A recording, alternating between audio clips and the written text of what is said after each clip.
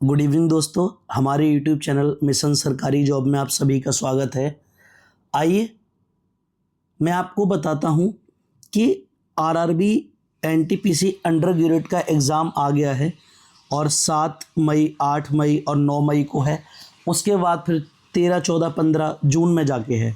ठीक है, उससे पहले मैं आपको बता दूं कि हमारे चैनल पर आप मिशन सरकारी जॉब पर आप रेलवे से रिलेटेड तैयारी कर सकते हैं, मैथ्स को लेके, एसएससी से रिलेटेड, बैंकिंग से रिलेटेड, कोई भी स्टेट एग्ज़ाम से रिलेटेड। और ये यहाँ मैंने लिखा हुआ है रेलवे एम्प्लॉय, क्योंकि मैं भारतीय रेलवे में कार्यरत हूँ। देखिए, मैं आपको ना कुछ सच बताता हूँ इससे रिलेटेड।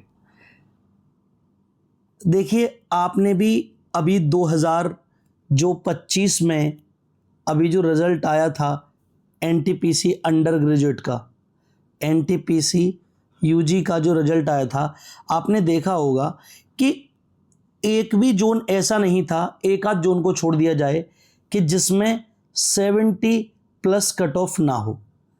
70 प्लस कह दें या 65 टू 68, इससे प्लस में तो कट ऑफ था ही हर एक जोन का।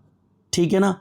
तो आप ये मान के चलिए कि आपको अगर 70 प्लस, अगर आपको बिल्कुल सेफ जोन में रहना है तो मेरा मानना है कि आप 70 प्लस नंबर लाइए। अगर आपके नंबर 70 प्लस आएंगे तो ये मान के चलिए कि आप बिल्कुल सेफ जोन में हैं, बिल्कुल सेफ जोन में हैं आप। जैसे कि देखिए, मैं आपको बताता हूं। देखिए, ये है RRB NTPC under graduate exam pattern 2026।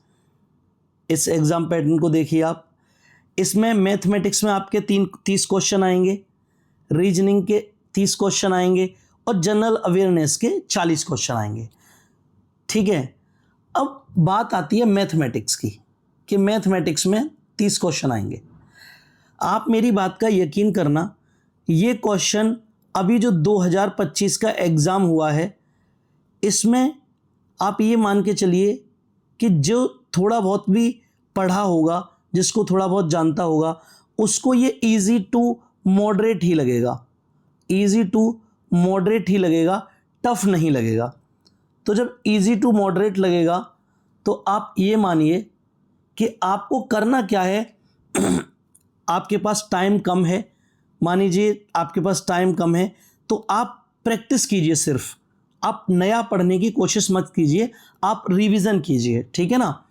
तो कम से कम भी आपको 30 क्वेश्चन में से कम 25 से लेकर 27 क्वेश्चन आप आराम से बना देंगे।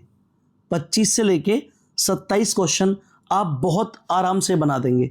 ठीक है, और आपको ये बनाने ही हैं। कोशिश, ये एवरेज बताया मैंने, बनाने को तो लोग 30 में से 30 भी बना देंगे, क्योंकि बहुत टफ नहीं आता है। लेकिन फिर भी आप 25 से 27, या कह सकते हैं कि आप 26 से 28, ये क्वेश्चन तो आपको बनाने ही हैं। फिर उसके बाद आती है रीजनिंग। रीजनिंग इतनी सिंपल आती है इसकी, अंडर ग्रेजुएट वाले एग्जाम की इतनी सिंपल आती है कि आप बहुत आसानी से 28 आउट ऑफ 30 या फिर 29 आउट ऑफ 30, ये तो हर कीमत पे बना देंगे। ऐसा मतलब ये तो बनाएंगे ही बनाएंगे, लेकिन अगर आप 30 में से 30 बना दें तो ये ज़्यादा अच्छा है। 30 में से 30 बना दिए तो बहुत ही अच्छा है ना।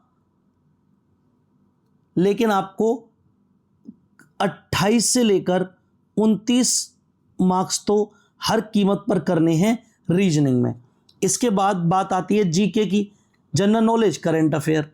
ये मान के चलिए आप कि करंट अफेयर के 10 क्वेश्चन आएंगे, 10 क्वेश्चन आएंगे करंट अफेयर के, और जनरल नॉलेज के क्वेश्चन आएंगे रिमेनिंग 30।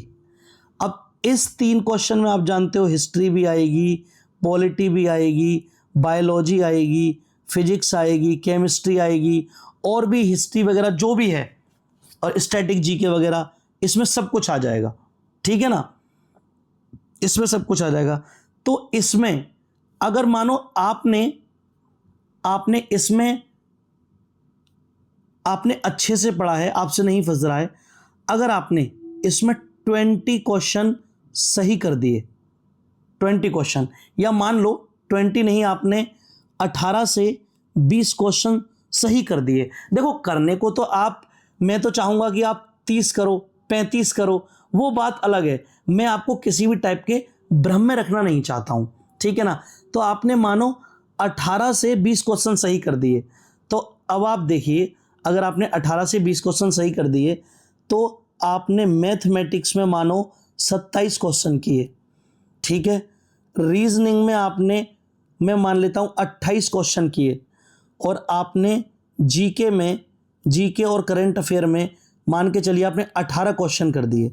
तो देखिए 8 7 15 23, 2 बचे, 5 2, मतलब 73 क्वेश्चन तो आप, लेकिन 100% श्योरिटी के साथ करने हैं, गलत का इसमें नामो निशान नहीं होना चाहिए। मानो आपने 73 क्वेश्चन कर दिए तो आप 70 प्लस हैं, तो 70 प्लस हैं तो आप सेफ जोन में हैं। ये नहीं है कि आप डायरेक्ट बाहर हो जाएंगे। आप प्री के लिए, आप 100% एनटीपीसी प्री के लिए क्वालिफाई कर जाएंगे, क्वालिफाई कर जाएंगे। देखो ये एक ट्रुथ है, इंडियन रेलवे में, इंडियन रेलवे की तैयारी की, फिर रेलवे में जॉब भी कर रहा हूँ, तो मुझे भी पता है, मैंने भी एग्ज़ाम दिए हैं, तो इसलिए मैं आपको बता रहा हूँ। लाने को तो लोग बाग आपसे कहेंगे कि ना जी आप 100 में से 90 नंबर लाइए, लेकिन कहना और करना दोनों में टफ है, ठीक है ना। मैं उनके लिए बोल रहा हूँ जिनके पास टाइम कम है, वो सिर्फ और सिर्फ एक ही काम करेंगे, और वो है क्या, वो है प्रैक्टिस। आप सिर्फ और सिर्फ प्रैक्टिस कीजिए। आप जो भी, जहाँ से भी आप अपना मॉक टेस्ट लगाते हैं, वहाँ से मॉक टेस्ट लगाइए, और ज़्यादा से ज़्यादा क्या करना है, सिर्फ और सिर्फ प्रैक्टिस करनी है। मतलब जीके का तो रिवीजन कीजिए, मैथ प्लस रीजनिंग, इनकी आप धड़ल्ले से धुआंधार प्रैक्टिस कीजिए। तो मैं आशा करता हूँ कि आप आराम से 75 प्लस स्कोर कर देंगे, और एक बार आपने 75 प्लस स्कोर कर दिया मतलब आप बिल्कुल सेफ जोन में हैं। तो आप आराम से अपनी तैयारी कीजिए। 7 तारीख का एग्ज़ाम है, आराम से जाइए और तसल्ली से अपने, आपके पास 5 दिन हैं, 5 दिन में मानो आपने, अगर 5 दिन में आपने मानो एक दिन में 2 सेट लगाए, आपने एक दिन में 2 सेट लगाए, तो आप 10 सेट लगा देंगे 5 दिन में, और 10 सेट से आपको बहुत अच्छा आइडिया हो जाएगा, ठीक है। तो आराम से अपनी तैयारी जारी रखिए, और जिनके एग्ज़ाम 16-15 जून में जाके हैं, वो तो मानिए उनके पास तो बहुत टाइम है, उनके पास तो बहुत टाइम है। वो लोग करना क्या है, आपको डेली एक सेट लगाना है, डेली एक सेट लगाना है, मतलब एक मॉक टेस्ट आपको देना ही है, पर डे देना है एक मॉक टेस्ट। आपकी तैयारी 100% के बहुत करीब होगी, बहुत करीब। आप करते रहिए। Thank you so much.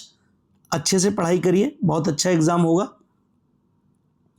आपको वीडियो अच्छी लगती हैं हमारे चैनल को सब्सक्राइब कीजिए, वीडियो को लाइक कीजिए। इस टाइप की इन्फॉर्मेटिव वीडियो आपको हमेशा मिलती रहेंगी हमारे चैनल मिशन सरकारी जॉब पर। Thank you so much for watching my video.